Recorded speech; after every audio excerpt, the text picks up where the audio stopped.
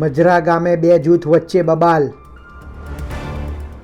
120 લોકો સામે ફરિયાદ દાખલ.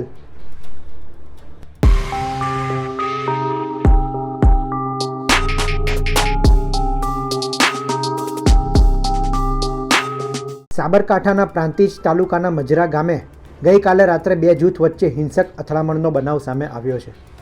ગામમાં આવેલા ભૈરવ મંદિરના વહીવટની જૂની અદાવત અને સરપંચને લગતા વિવાદોમાં આ ઘર્ષણ થયું હતું. દિવાળીના તહેવારને લઈને 3 દિવસ માટે મંદિરના ચાચર ચોકમાં ગરબાનું આયોજન થવાનું હતું, પરંતુ એ પૂર્વે જ ગામમાં બે જૂથ વચ્ચે ઉગ્ર બોલાચાલી બાદ ભારે જૂથ અથડામણ થઈ હતી. ગામના મંદિરને લઈ થયેલી તકરાર ઉગ્ર બનતા સામસામે પથ્થરમારો થયો હતો, જેમાં 7 થી 8 લોકોને ઈજા પહોંચી હતી. આ અથડામણમાં કુલ 100 જેટલા વાહનોને નુકસાન પહોંચાડવામાં આવ્યું છે. કેટલાક ઘરોના બારી બારણાના કાચ સહિત અનેક વસ્તુઓને નુકસાન કરવામાં આવ્યું છે. એક કારને પણ સળગાવી દેવાની ઘટના સામે આવી છે. ઘટનાની જાણ થતાં જ મોડી રાત્રે એસપી સહિતના ઉચ્ચ અધિકારીઓ ઘટના સ્થળે દોડી આવ્યા હતા. હિંસા ફેલાવનારા 25 થી 30 જેટલા લોકોની અટકાયત કરવામાં આવી છે. હાલમાં મજરા ગામમાં કોઈ અનિચ્છનીય ઘટના ન બને તે માટે પોલીસનો ચુસ્ત બંદોબસ્ત તૈનાત કરવામાં આવ્યો છે. હાલ સંપૂર્ણ સ્થિતિ નિયંત્રણ હેઠળ છે. પોલીસે બંને જૂથ સામે કાયદેસરની કાર્યવાહી હાથ ધરી વધુ તપાસ શરૂ કરી છે.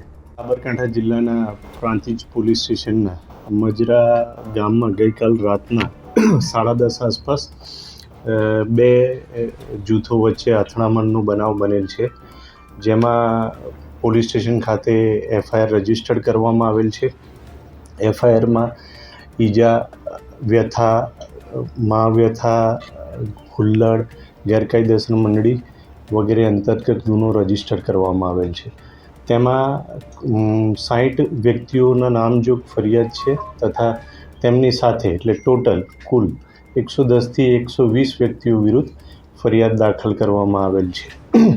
આ બનાવની વિગત એ પ્રમાણેની છે કે ભૈરવનાથ મંદિર છે ત્યાં ગામમાં એનો વહીવટ ગયા વર્ષ સુધી એક જૂથ કરતું હતું, આ વખતે બીજું જૂથ કરી રહ્યું છે.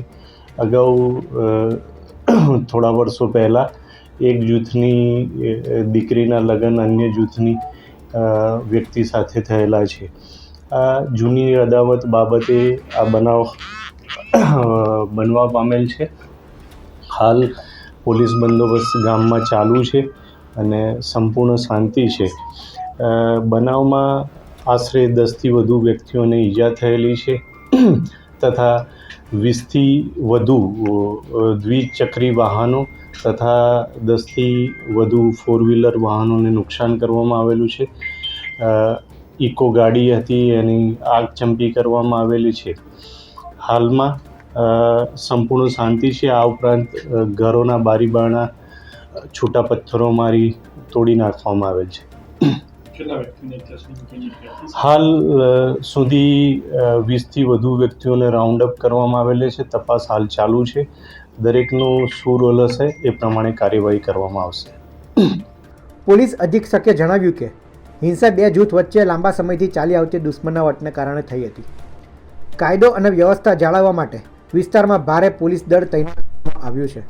60 લોકો સામે નામજોગ સમેત 120 લોકો સામે ફરિયાદ દાખલ કરવામાં આવી છે.